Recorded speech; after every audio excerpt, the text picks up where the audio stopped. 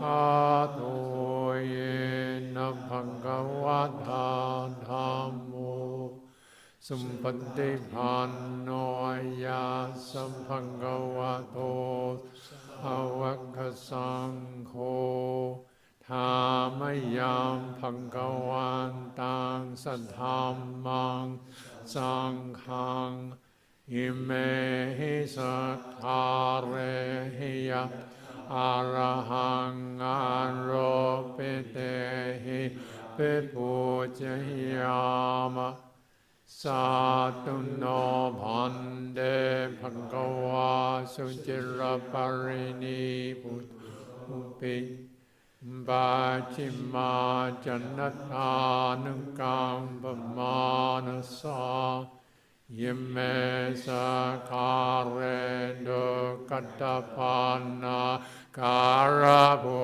ญเทปฏิกันหาตุอามหังคามดีคารันตังหิตายะสังกายะอรหังสัมมาสัมพุทโธภะคะวะพุทธังภะคะวันตังปิวะเดมิ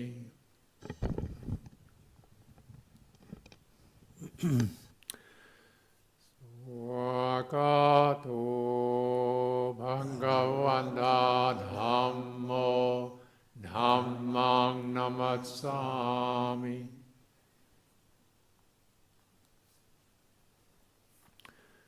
สุปฏิปันโนภะคะวะโตสาวกสังโฆสังฆังนะมามิ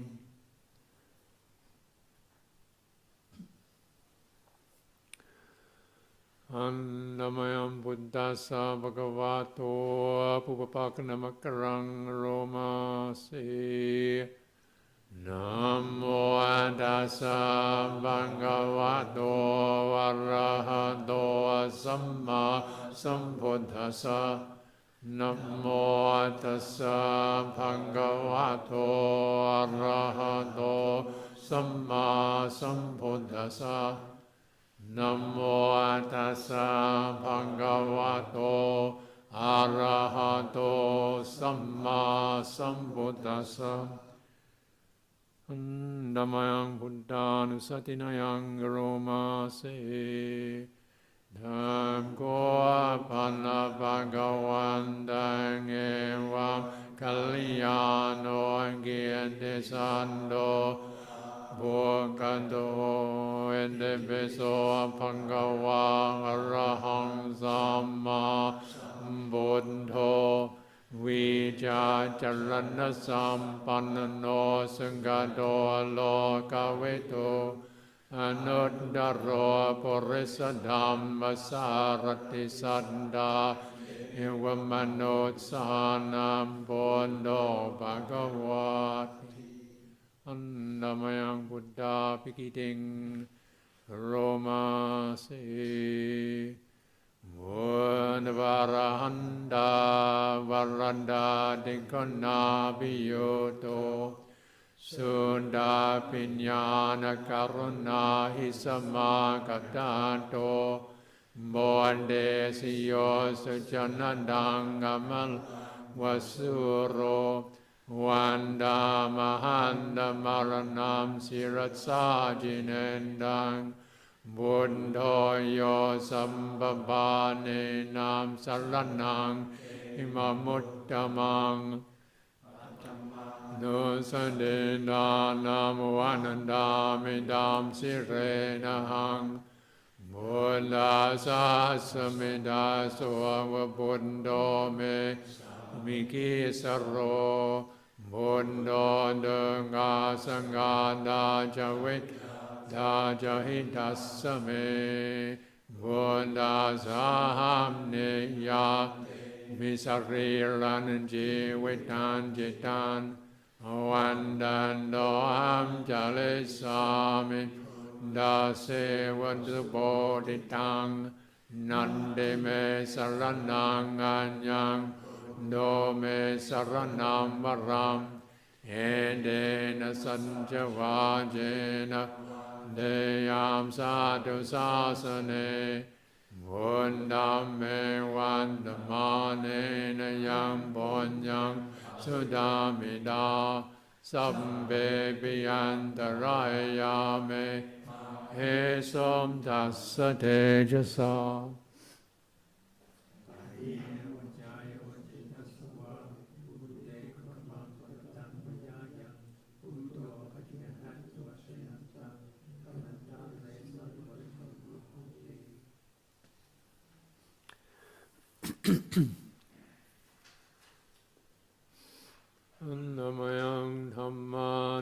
Andamayam Dhammanusatinayang Roma Se Swakato Pangavanta Dhammo Sandendingo Akalingo Ehipassingo Opanayingo Bhajatang Didapo Vinyuhiti Andamayang Dhamma Pikiting Roma Se Swakadada Dikunayo Gawasena Seyo Yo Mangabanga Pariyati Vimoga Beto Kuloga Patana Datatari Dari Wanda Mahanda Maharam Varadhamma Medang Namo Yo Sambhavani Nam Saranang Mamuttamang Tutiyano Sadedanam Vandamidam Sirenahang Dhamma Sahasamita Sovat Mome Sami Kisaro Namo Dunga Sanganda Javidada Hidasame Nama Sahamneya Ranji Vidanjidan Vandan Doham Jalesami Dhamma Vasudhamatang Nadime Saranam Nanyang Dhammo Saranam Varam Endena Sanjavajena Deyam Sadhu Sasane Namame Dhamane Nayam Bonyam Vasudhamida Sabbe Byantarayame Hesum Tassa Tejasa.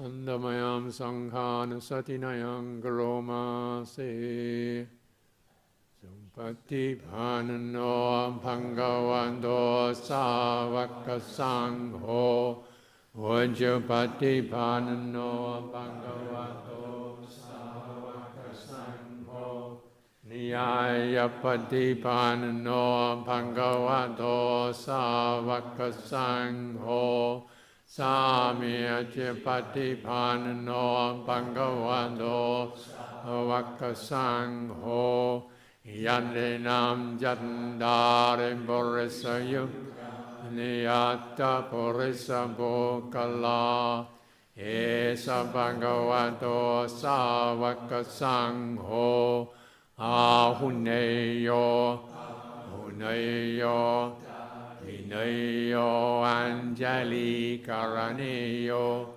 Anuttaram Punya Ketang Lokasati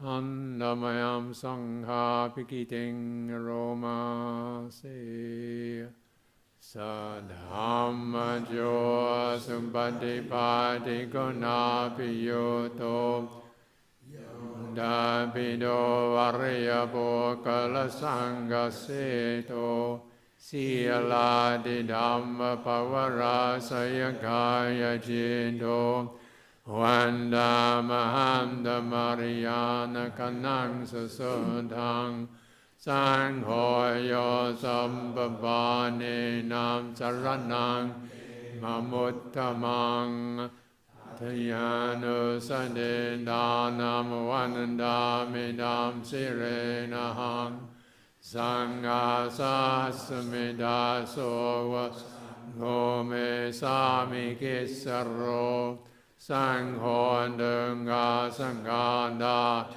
Dada Jahida Same Sangha Sahamni Demisariyaran Jivitan Jitan Wandan Doham Jale Sami Gaso Patipanadang Nandime Nanamam Yam Sangome Dena Sanjavajena Vadeyam Sadhu Sasane Sangam Me Vam Dhammane Nayam Bonyang Dhamina Sabe Vyandarayame He Sam Dasate Jasa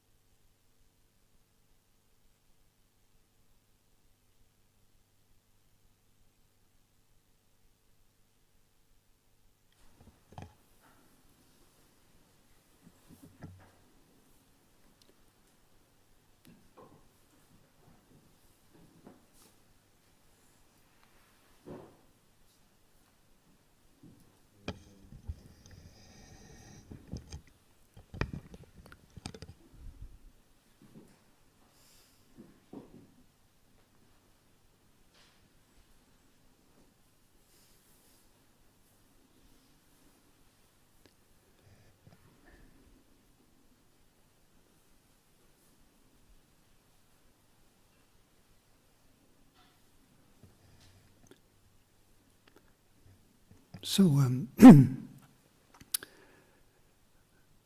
for those from overseas, you might not be aware that today is St. George's Day. And St. George is the patron saint of England. And his claim to fame was slaying a dragon. So he's often depicted as, on his horse, putting his lance to a dragon. And in my hometown of Rochdale, on this day every year we would enact this scene of St. George slaying the dragon in Rochdale Town Square.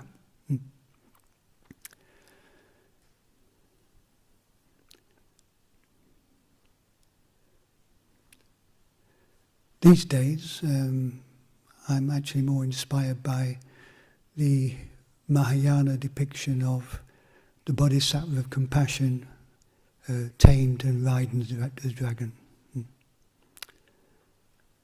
And it's sort of symbolic, isn't it? We can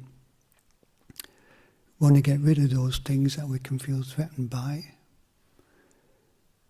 through fear or through aversion, or we can maybe consider the power of compassion to transform, the power of transformation. So this is my little introduction to giving people the opportunity to affirm their aspirations towards compassionate living by using the body and speech in ways that don't harm living beings, enhanced by the renunciant precepts. So, if any people would like to request the 8 precepts, this is the opportunity.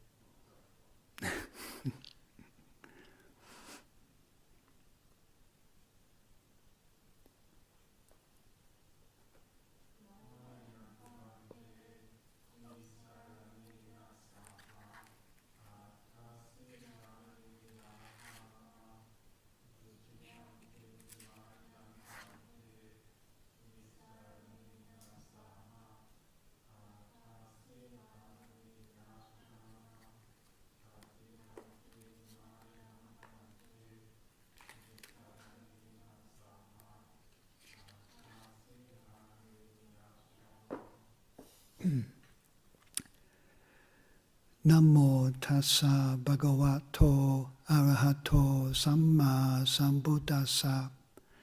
Namo tassa bhagavato arahato samma sambuddhassa. Namo tassa bhagavato arahato samma sambuddhassa.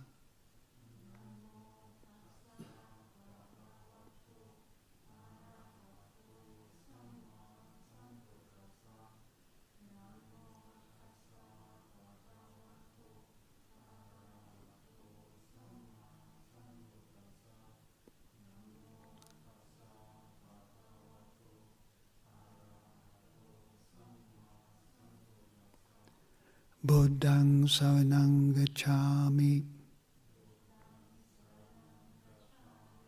Dhammang saranang gacchami. Sanghang saranang gacchami. Dutiyampi buddhang saranang gacchami.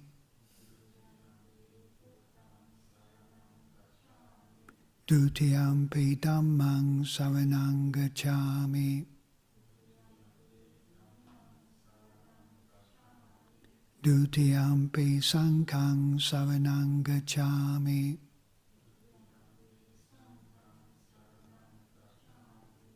Tatiyampi buddhang saranang gacchami. Tatiyampi dhammang saranang gacchami. Tatiyampi sanghang saranang gacchami.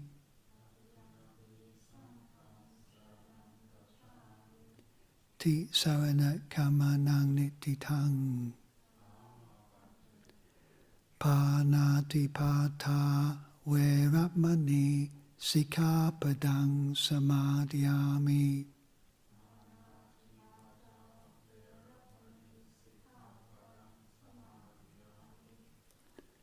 I undertake the precept to refrain from taking the life of any living creature.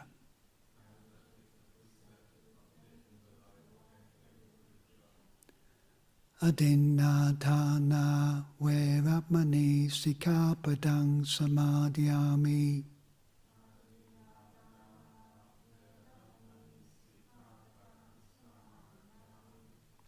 I undertake the precept to refrain from taking that which is not given.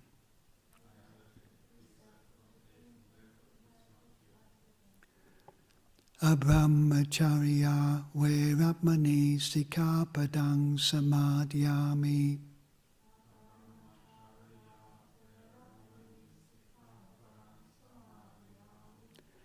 I undertake the precept to refrain from any intentional sexual activity.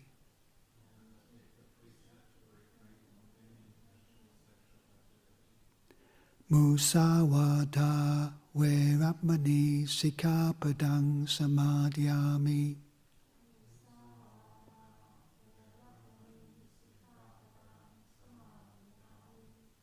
I undertake the precept to refrain from lying. Sura meraya maja pamadatana veramani sikkhapadang samadhyami.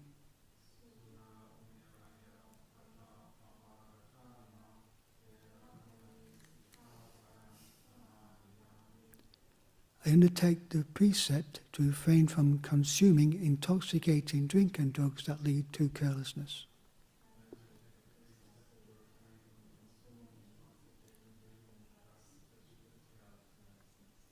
Vikala bhojana veramani sikkhapadang samadhyami.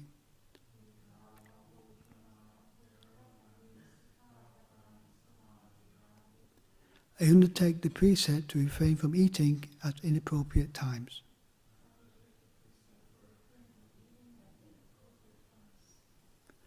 Nacha gita vadita visuka dasana mala ganda vilepana dharana mandana vibhusana tana veramani sikkhapadang samadhyami.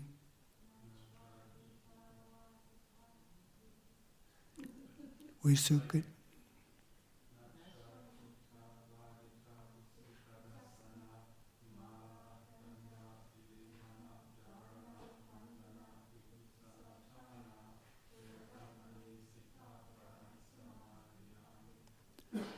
I undertake the precept to refrain from entertainment, beautification and adornment.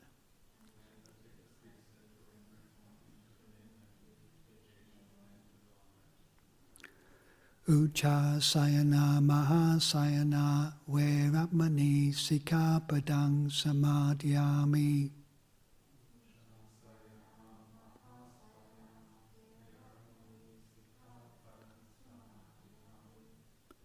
I undertake the precept to refrain from lying on a high or luxurious sleeping place.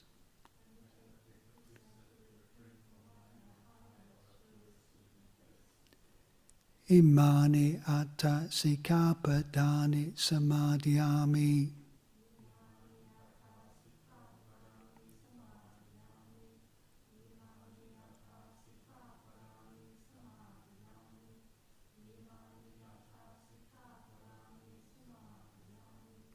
Imani atta sikapadani silena sugating yanti silena boga sampada silena nibuting yanti tasma silang visotaye.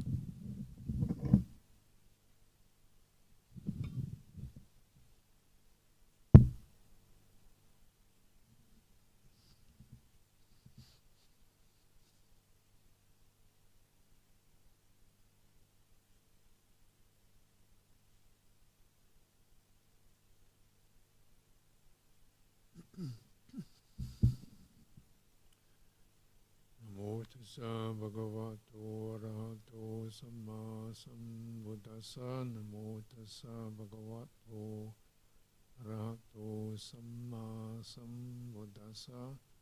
Namo tassa bhagavato arahato samma sambuddhassa. Buddhang dhammang sanghang vasami.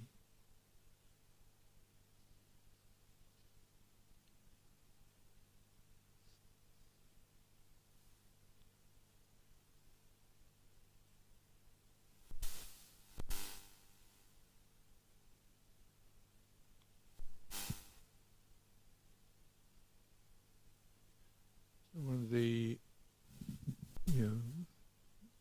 founding understandings that goes behind establishing these monasteries is that Buddha Dhamma is a whole life practice. So it's not just means it involves living together, living with people, working, having duties, having silence, meditation, looking after your body. The whole thing, birth, death, the whole bit. And all these are things that happen to any human being, including, of course, the loss of others and how others see us, and relationships we're fond of, who we're irritated by, who we feel inferior to, who we feel superior to. Even the very act of kind of comparing and contrasting ourselves, kind of things that human beings do, wondering whether people like us and what we should do in order to be approved of. And all this goes on in human life, and all this is food for practice. Responsibility, feeling one's got too much, not enough, not being able to manage, all of it. Food for practice. And,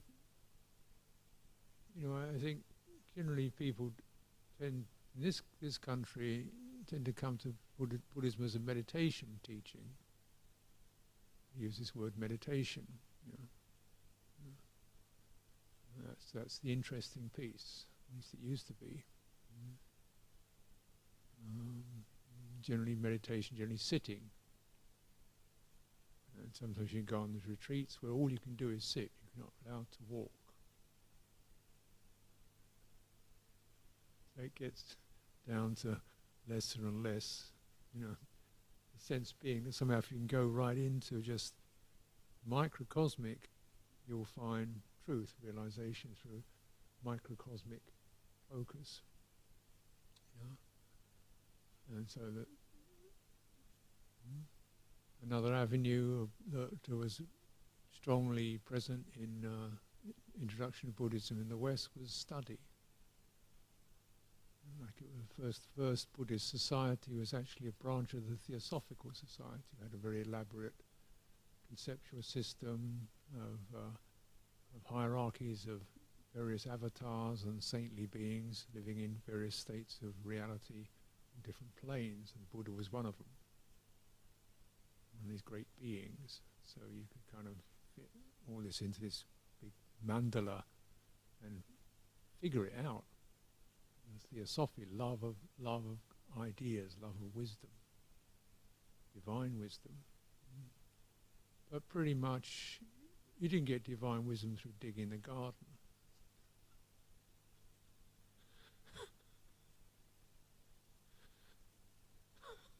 Or feeding your dog. You got it through some kind of arcane, induction into mystic reality. It's mystical stuff. And yeah, I'm sure you can do mystical. But just notice how these are really rather small doorways to squeeze through. Either a meditation retreat, all you can do is sit and focus on sensations in your body.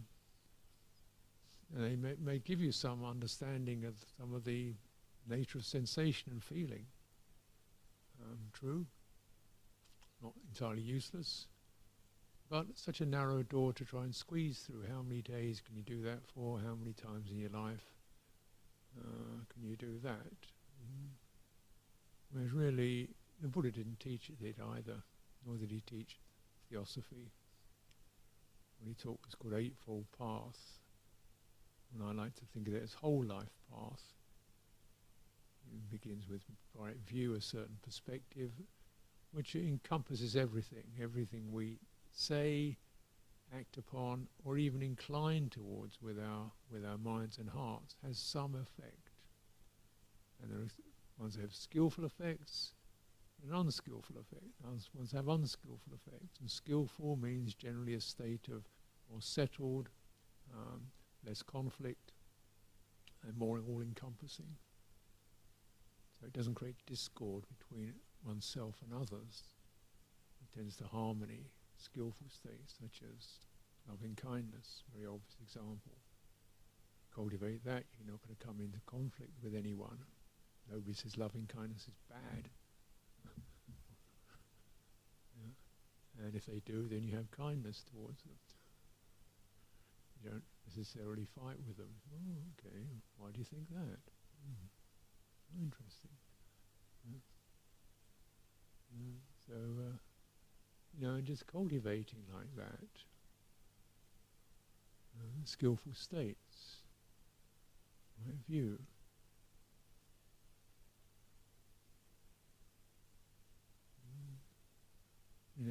Ordinary situations. I remember this story of the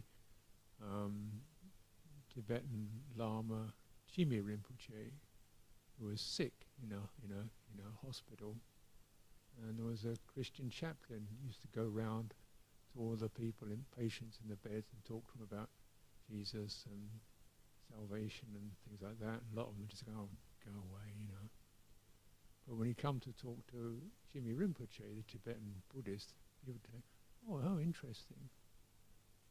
He said, "Oh no, please, tell me more." And he would kind of, not because it's interesting, just because he's being nice to the chaplain.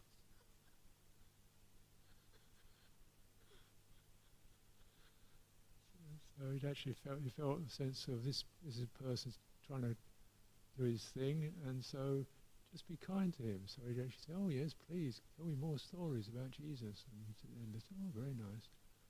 And so they said to Chimi Rinpoche, said, "He told all this stuff about Jesus. Why don't you tell him about Buddhism?" He said, "I just did. I lived it."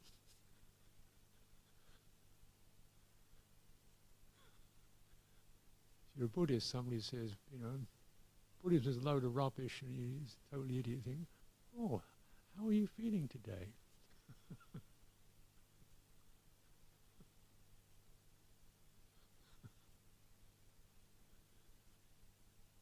I met somebody in an airport who was asking me, he said, "You're a Buddhist?" I said, "Yeah, I'm Buddhist." "What do Buddhists believe in?" "Well, we don't really do believe. I believe in Allah, created heaven and earth." "Yeah, it's certainly been created." I didn't like to comment on what a bodge job he made of it. But just that sense of, not going into views and expressing kindness and interest. That's practice. You can feel that sense of, which is better, Christians, Buddhists, Jews, Muslims, and you think, why bother? What helps you? And right now we're talking. So right now we're talking, let's have an experience that's void of ill will and conflict. And we'll see. And you can go away with your ideas and chew it over. That's up to you. You generate, the right view is recognizing that any given moment, any given time, you have a choice which your mind inclines towards.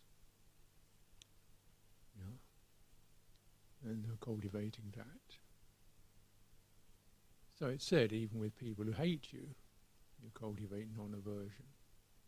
You have a sense of oh well, perhaps they've seen something in me, or I remind them of someone, or they're just having a bad day, or they've got their own problems and taking it out on me. At least I'll be patient and non-violent and non-reactive. We'll see what happens out of that.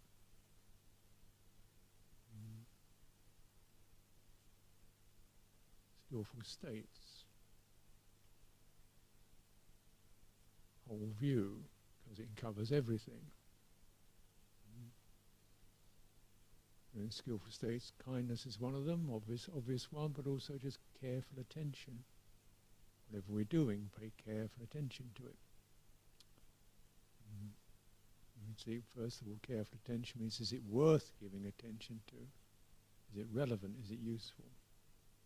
A lot of stuff is just completely void of any practical usefulness, and just kind of fizzy media, promotions, publicities, advertising, entertainments, just flashing by to distract the mind. Why bother give attention to that? Give attention to actually the body, your own body, the state of mind, and how you're being affected. Give attention to what you're working with, handling. Give attention to your tools, how you use them properly, how you put them away properly, how you make sure if they're broken you get them fixed, and to use them carefully. That's careful. That's kind of careful attention. It means even though that the thing itself is benefiting, even more usefully your own mind is benefiting from taking your time and thinking somebody else will use this. This was given, this arose, somebody else is going to use it. Let it be that my using of it doesn't impair it.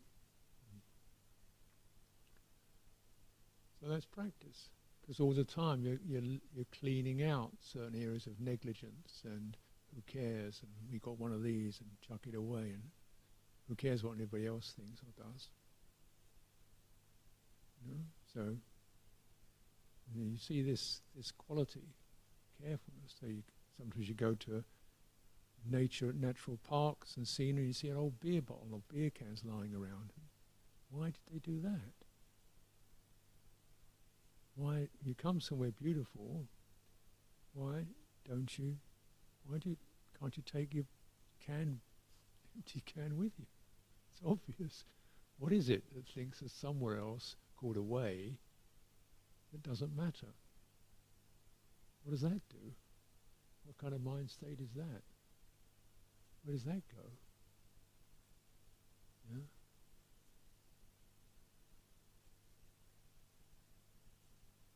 And you see where all of it goes eventually is to mine. What counts is me, and that doesn't matter. What counts is me, and you don't matter that much. You matter as much as I can make use of you, or that's it, really.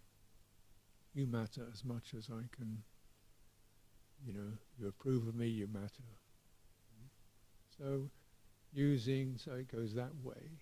People using each other for this kind of selfish purposes.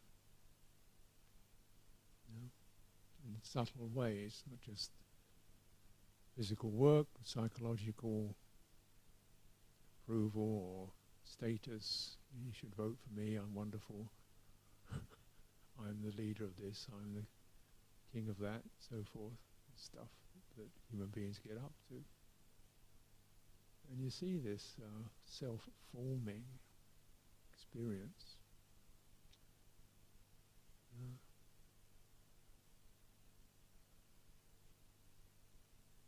And this becomes a very important aspect of our practice, perhaps the most important aspect of our practice, because this essentially is the locked place that has to open.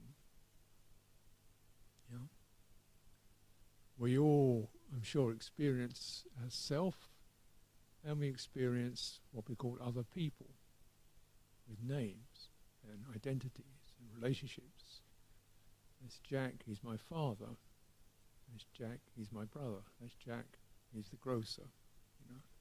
And any one of those, the name and the role, all carry a certain, that's who he is. And one can carry that impression around.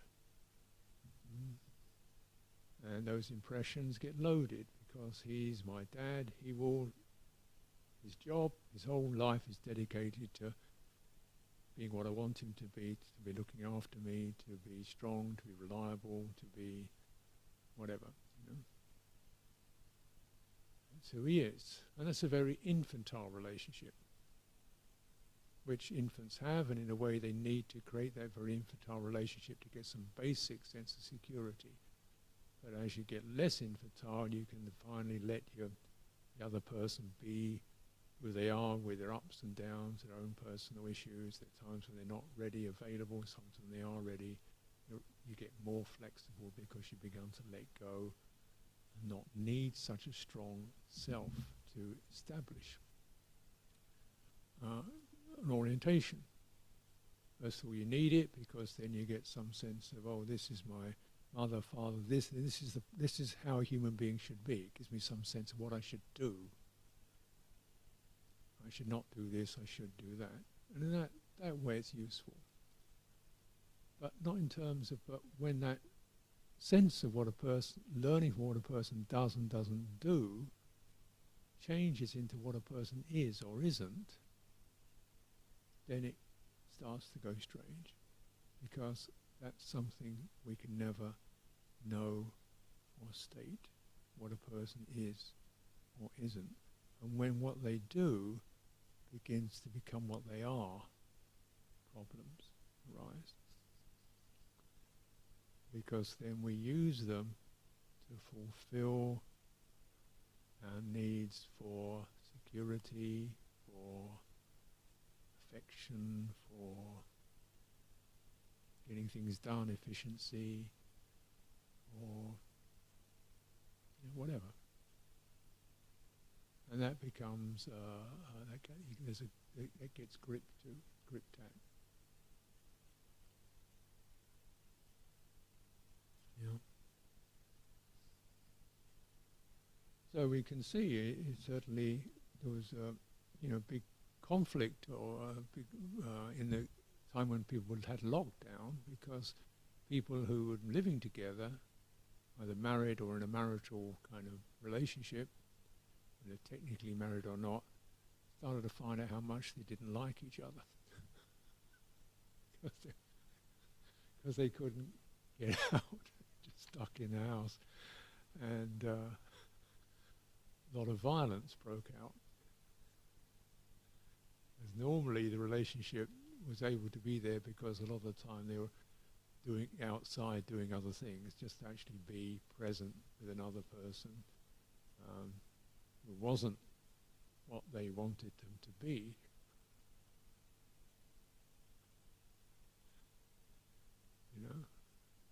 And it's this relationship, when it's that close, is extremely potent, and it kind of happens. Obviously people call it falling in love, but even more than that, just if you're not falling in romantic love, there comes with a certain familiarity with people, and in that we get a sense of, oh, she's that, he's this, great, he's this, he's that, and we kind of, they get established inside us, and that's not who they are. That's how we take them to be. That's how we perceive them. Clearly it's not a person, but that's what we relate to, that experience called a perception, which I can carry or conjure up in my heart, even if they're dead. That's what I have, but that's not actually, that's them. That's not them. That's my memory and perception. And I carry that memory and perception, and then I expect them to live up to it, to be it. It gets infantile. And I've talked to people who have had these marriages that have broken up, and they say, what is it broken up? We're always fighting over whether the toilet seat should be lifted or not, or whether the toothpaste tubes, somebody couldn't get it together, keep putting the cap on the toothpaste tube, and eventually we just ended quarrelling and fighting over bathroom etiquette. You know, really? Yeah, or the kitchen, you know. We used to put things in the wrong place in the kitchen. Yeah, or snores, or you know, you name it, had a terrible way of slurping his tea or something or the other, you know, so it got on the nerves. And then, you know, and then she always wanted this, she's always wanted this, that and the other, and he never did this, and he never did that, and he never talked over breakfast, and she always wanted me to talk to her over breakfast. I just get, what's that? It's getting so tight. And so tightly involved with little details, and that become inflamed. Whereas, you know, you say, well, in fact, two human beings that actually physically, you know, assault each other is a good thing. You keep the 5 precepts, that should be good enough. But it isn't. These, because this sense of, you know, what I live with and the person I live with should be conformed to my tastes and preferences, and that's the deal. If you're going to be in that relationship, you actually are conformed to my tastes and preferences. That's a pretty tough thing to ask of someone over, you know, maybe they can do it for a year or 2, maybe. And then after 10 years or so, either they've learned to become more mature, more spacious, or haven't got out of that infantile projection and things get extremely unpleasant, break up. Of course, if you can hang in with it and learn about yourself, and learn to be more spacious, also learn to be more careful and respectful of each other, this is certainly a great practice. Definitely a great Dhamma practice, to be peacefully married. Again, I think it requires great Dhamma practice. Then it could be supportive, but you're supporting people to be who they are, not how you want them to be. And each of us individually in any of these is to recognize, well, how can I make it that I really understand, you know, how I affect others, and I want to hear it, and I will see what I can do to understand my behavior, and, you know, put a bit more attention in there, make some effort, keep making the effort, Ajahn Kruniko read a very moving account from the suttas the other day, when these monks who were living together, they were actually, I think they were arahants, so they lived together, and they just looked around and said, how can I help the others? So we didn't talk a lot, you know, we used to, whoever got out of the refectory last cleaned up the slops pan, and somebody else would mop down this. We just looked about what needed to be done. It wasn't whose turn it wasn't this is I'm senior to you or you're junior to me. It was just what needs to be done. Just look around, keep your eyes open, pay attention. Dhamma practice. Rather than get absorbed in oneself. You know? And so one of the interesting, he said that every few days, every 5 days, we'd sit together and we talk about Dhamma. Now the interesting thing in that presentation was no description of any kind of mystical experience. It was talking about ordinary things like cleaning up the latrine and going out in arms round and so forth. Not very mystical at all. And yet careful attention, awareness of what's appropriate, what needs to be done, sharing out the duties. Yeah. And giving each other space. A lot of the time they didn't say very much at all. Just try to find out, through living it, how you're going to work together. What am I going to have to put more attention into? Yeah. And so that's practice. And because that involves careful attention, kindness, patience, perseverance, and self-effacement. You know, that sense of my rights, my ideas, my views, my opinions, my ways of doing everything can get pretty inflated and potent and get a lot of energy in it. So that's the one we want to deflate that. So that the sense of self, even the self who seems to be right or needs to meditate or whatever, you can feel the intensity of it, saying, no, this one is not going to go anywhere skillful. Yeah. Because it's got the wrong energy in it, and it's got desire, craving, and it's grasping. I must have, I want to have, other people see me as this. So we just recognize through studying this experience of self,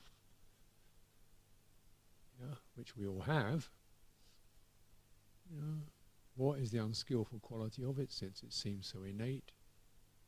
It's to do with perceptions. We're bound to have perceptions, inclinations and feelings.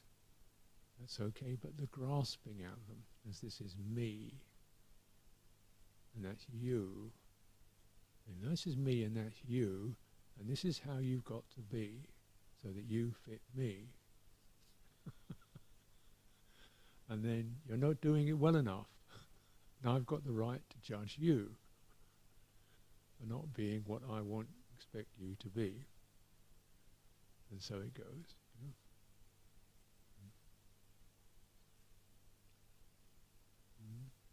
So this grasping, self-forming. And certainly, we'll be very careful when as we do anything, the Buddha even so-called meditate. If meditation becomes a way in which I become, my states of mind, my mystical or non-mystical experiences become the most important focus in the universe, this is called clinging internally. And as one clings to the citta, the heart formations, as they manifest internally in terms of memories and attitudes. Clinging externally to the citta externally as we cling to, or clinging arises around what the heart sees or experiences around it. Her, judging him. Visions, plans, I want this done, I want that done. So we start to create a world of activity and judgment. It's creating a world which has to be organized according to the way I'd like it, or it seems appropriate, or if it is just or true.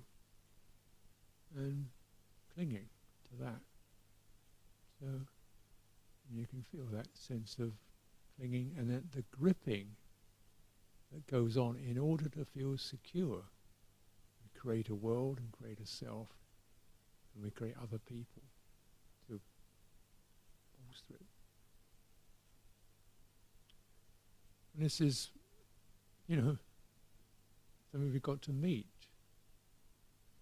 So I was in, wherever it occurs. When I was in South Africa recently, one of the centres there, they had, which had been there for 40 years, local villagers would come in the morning, and a few of them would come in, they work in the kitchens, and they work in doing cooking the food, and others would work in the grounds, just gardening,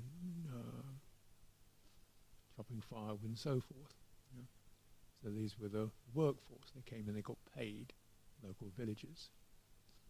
And other people would come, and they'd come to do what they called retreats. They'd come, they'd be very busy, working hard or stressed out, needed some time and space, say they come, and they came to do this thing called meditation and retreats and relaxing. And so there's two different kinds of people. Yeah. Okay. Now, the next thing you put into there is one lot had dark skin, or suddenly everything starts to get a bit charged, because all the people who come from the village are all Zulu. People who are coming in, some have dark skin, Zulu, some are Indian, quite a few are white. So suddenly, racist. You know, black people are the underlings who have to slave for us privileged whites. And then that kind of horror story arises. And so one of the retreatants, who was European, got very agitated about this. These black people are being exploited. We're privileged whites. We shouldn't allow this kind of thing. We should do the work. And the workers themselves actually, no, we like it. We get pay. We get better pay than anywhere else. And also we get tips. And also we get to take some of the food back to our kids. We want this. We like this. We really want to be here. And they're really happy. You know. And they say, well, the problem is if the retreatants do the work, they make a mess of it. They don't know how to do it. You know, they can't do the work because they just don't know how to use the tools. So we'd sooner do it. So, you know, you see how you can, and I was certainly myself kind of inclined towards the racist perspective, like, oh, black people, we've got to make sure everybody's even. But it didn't quite work like that. They didn't see it that way. You know? Because there's so much of this horror story of enslaved people and discrimination. But of course, South Africa, they were never enslaved. They were, you know, they were all kind of free and had their own kids, their own culture. So they don't quite see it that way. They see an opportunity.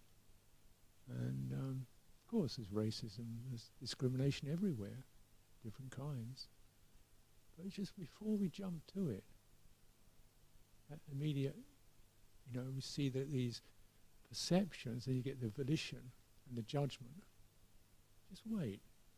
Really ask what's going on, how people feel. Because certainly one of the problems, or one of the characteristic volitional impulses, is to righteousness, moral high ground. That climb to the moral high ground, you know. And the moral high ground, the air is very sweet up there. You can look down and judge everybody else, you know, what they should be and shouldn't be. Of course, white people, Europeans, Eurocentrics, they're great at doing that. Yeah. And they judge all, you know, inferior, superior, da-da-da-da-da. So yeah, this thing. So then you can claim it to the moral high ground. And then of course you get another quality, you know, we're fairer than everybody else. Still I'm claiming the moral high ground.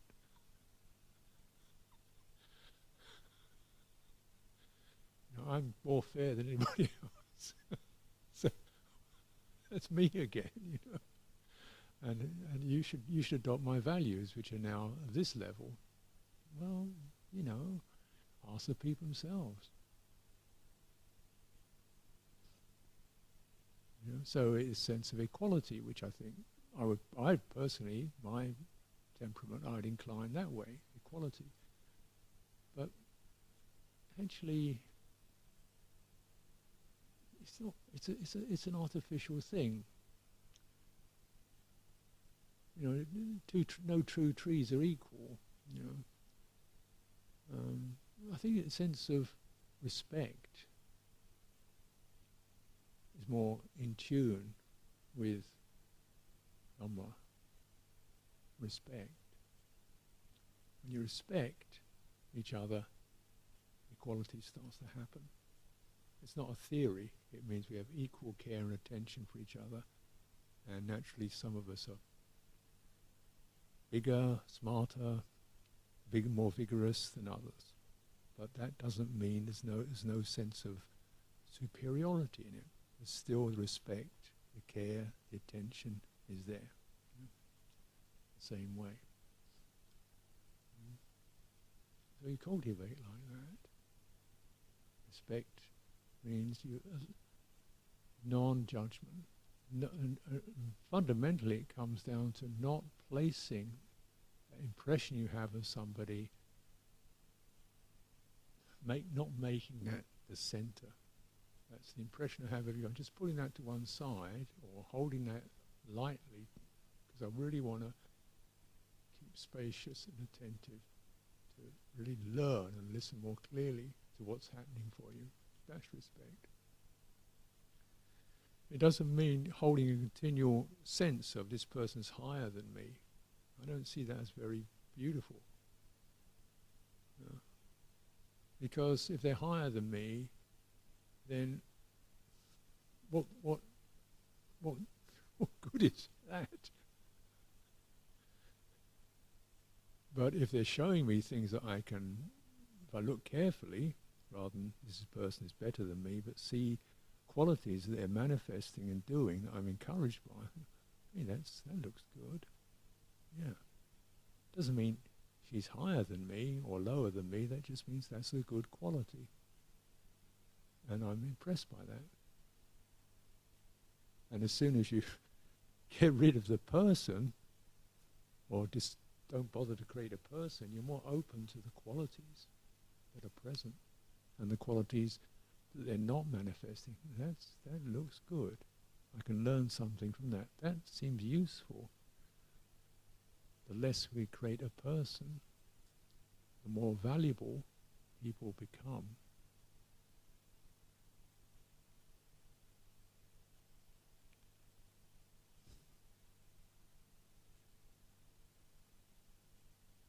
Right? The less you create a person, the more valuable people become. Because you're noticing that idea of them isn't standing between your own citta and what they're doing. Your own heart and what they're doing, you can sense. What's that? I know it's that. And you keep that attention.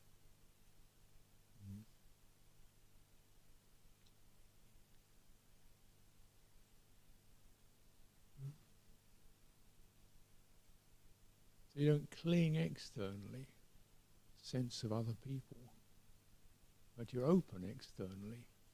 This is a beautiful action. This is reliable qualities you're witnessing.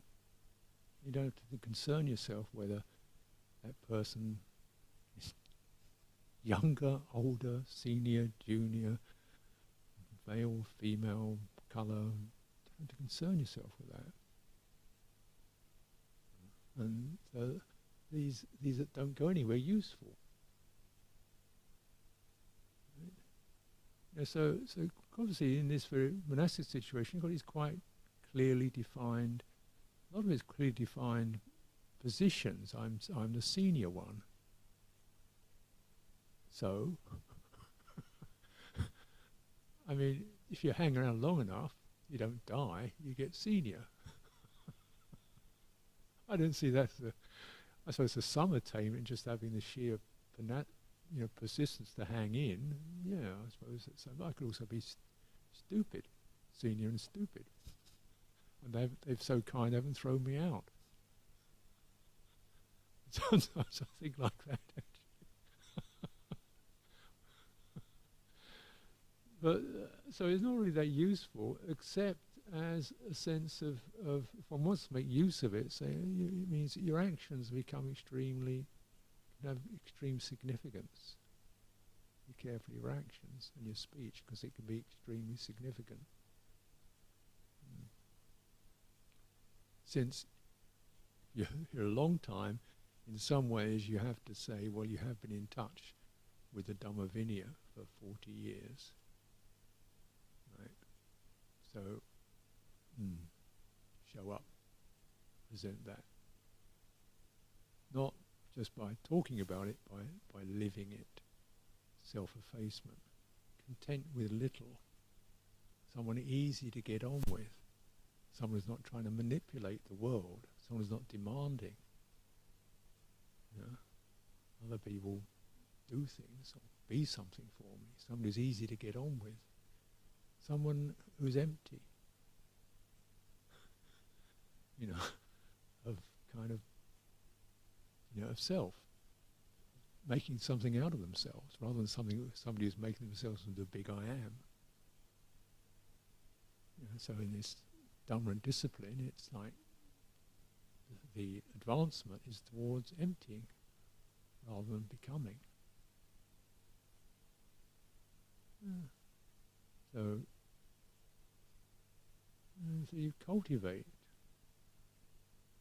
You're looking at actions rather than persons.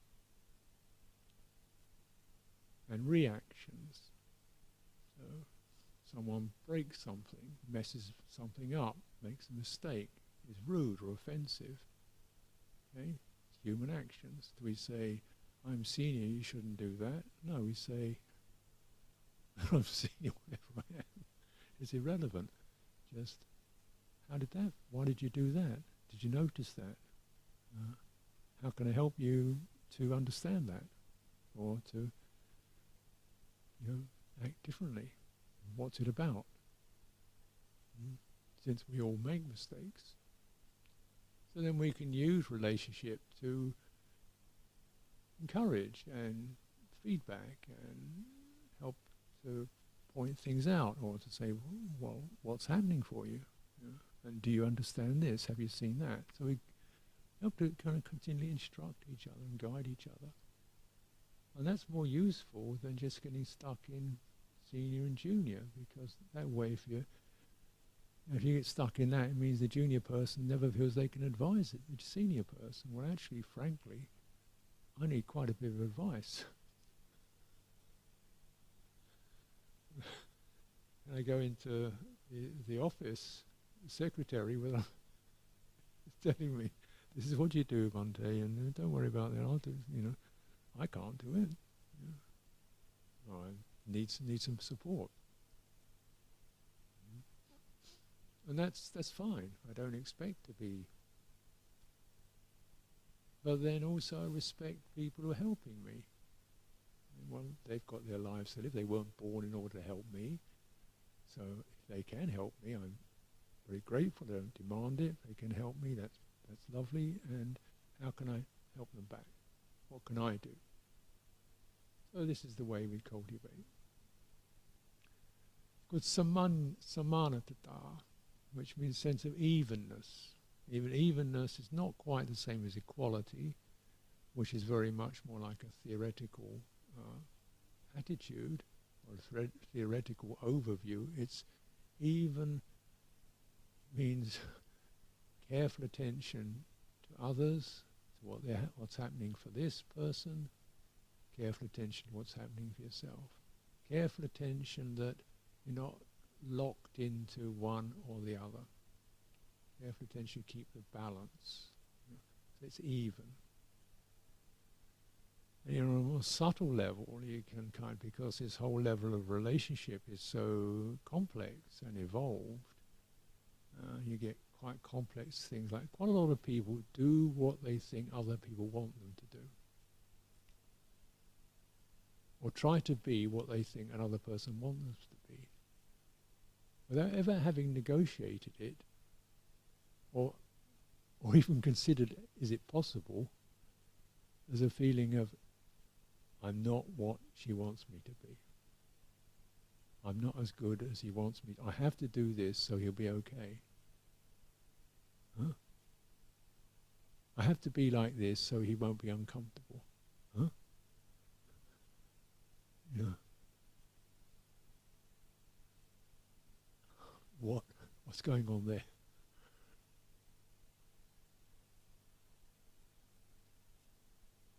I have to dress like this or act like this so that he will think he will be okay, comfortable. What?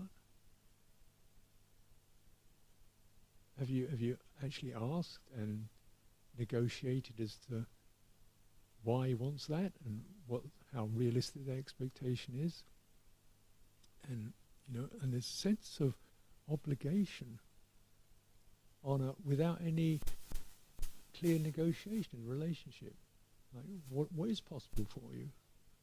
Because what I want really is for you to be comfortable as you are. You be comfortable as you are, I'll be comfortable as I am, and then we'll see with what degree of space we need. I don't want you to be uncomfortable in order to somehow fulfill my needs.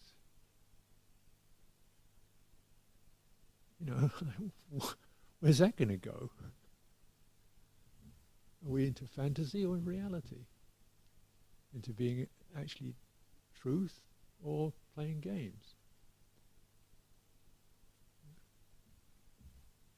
And you recognize, well, actually how I am is changing anyway. So I can't be constantly solidly a particular state, but I possibly could be the space that allows these states to arise and move internally and externally. I could allow you to feel unhappy, glad, triumphant, even annoyed with me. And I wouldn't get reactive. That's a possibility. That's what I'd like to work on. I don't want you to be some object of my wishes. I want you to be something, possibly, that helps me to let go of my projections, fantasies, about you and about me, or what I think you think of me, what you think, I think, you think, all that kind of rigmarole. That's Dhamma practice.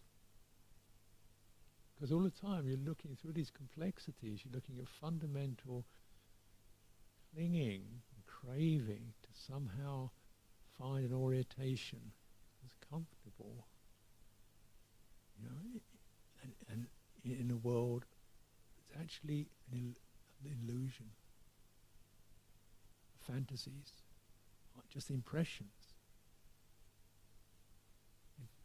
visual impressions, memories, emotional impressions, perceptions, just, you know, concoctions, and you're trying to find security and comfort in that.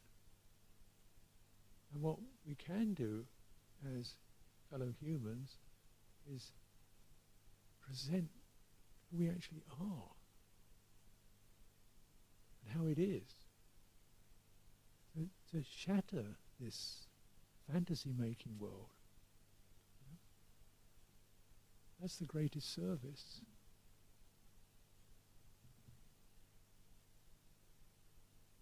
And presenting how we are, not as some I am this forever, but right now it's like this. Okay. Everybody I can learn something from everyone. That's what I want to do. You know? Feeling unhappy, feeling depressed is like this. Not I should be a cheerful Buddhist monk all the time, happy, obedient, loyal, devoted. No, I feel fed up, disillusioned, and disappointed, and it's like this. Yeah, I get like that sometimes. Or I have done. And how was it for you? Yeah, it's like that, isn't it? What? Yeah, so we can respect. And then you've got some way of offering sympathy at least, maybe even advice.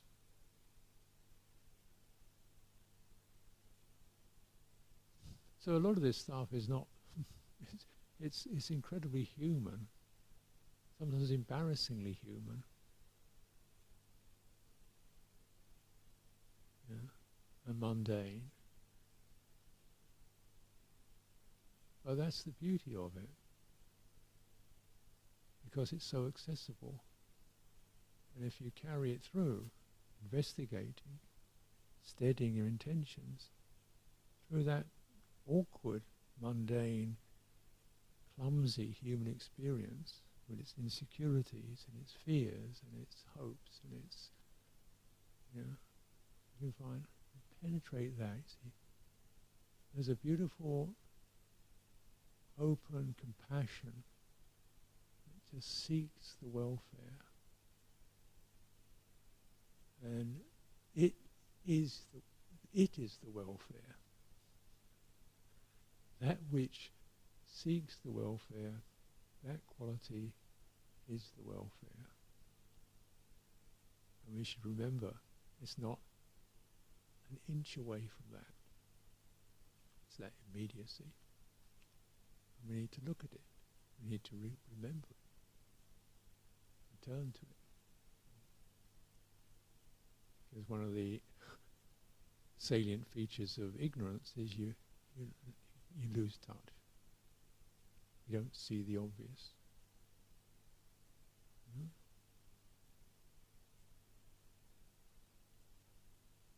Again.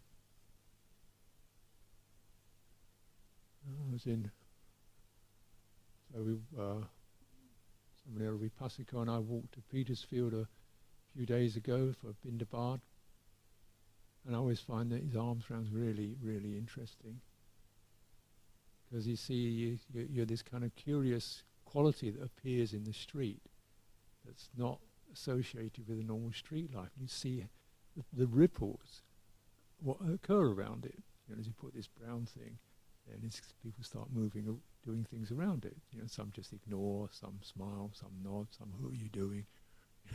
You get this kind of, and then they come up with things. What do you think about the state of the world? You know? They want to somehow engage with it. You know, you know, and you know, then you say some of them just kind of do their thing on you. Like, did I think this, that, and the other? Some, but say, what are you doing? It's amazing that people see this strange figure, and the number of them don't actually ask what you're about. It sticks out that you're obviously something strange. Yeah. Yeah, they ask about, you know, what do you think about the weather, or and the ones who ask what you're doing, they say, what's that? What's that? It's your bowl. Oh, for food. Oh, food. Oh, right. Just a minute. And then the food comes. Yeah. And so the other day we went in there. And there's a couple of situations. One, we just standing by this bench, and a couple of women came up and wanted to sit on the bench. Said, "We're taking over your bench." I said, "Fine, please have the bench. Sit down. Make yourself comfortable." What are you? What's that? We're going to. What are you doing? We're going to Piers for alms food. Oh, food. Oh, I'm sorry, we don't have much. Here's my biscuits. Boom. You know, just immediately. Then we walked in further, and we were standing somewhere, and this man came up and said, "Oh man, great! You're a monastery. I hear you have a regular thing every day. You have a meal together. Can anybody join in for the meal?" I said, "Well, you know, we don't just eat. There's a meditation session." "Oh, meditation, that's great. You know, I have all these visions. I've seen the world, I've seen reality, and I went out, and I don't really fit into this world. I've gone into visionary states in the wilderness. So I have these." So he went on about his visionary states he was having, and how he really thought he was doing a great thing. And like, it's like, you know, you kind of think, like, I got bold. What do you think I'm doing here, mate? It's great meeting you guys. Walked off. So thanks so much for talking. We didn't talk at all. He did all the talking. It is curious, you know, the way people play out. They, you know, their realities, and you stand there.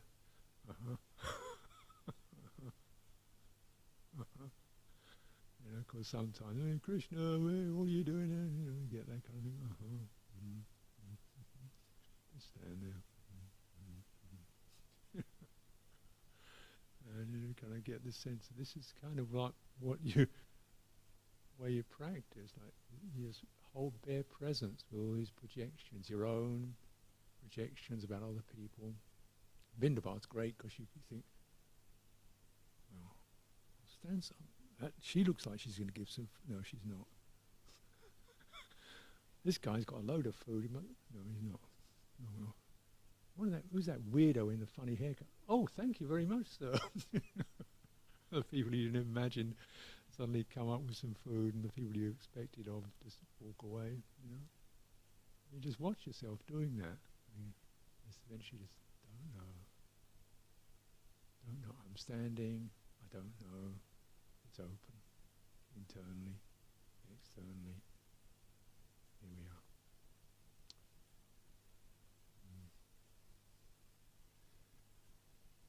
So, offer this for your reflection this evening. Thank you.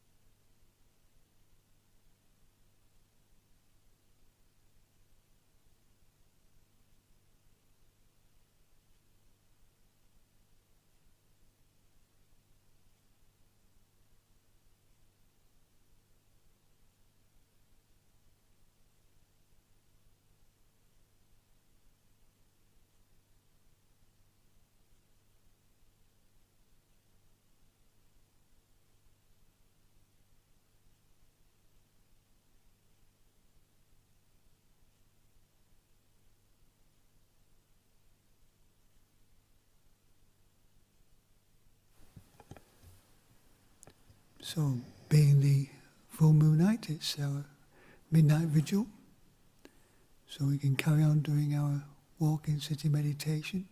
And yes, and for the monastic community, they could all be back in here at 11:30 so we could sit the last half hour together. Okay, please carry on. I think we can stop the streaming now.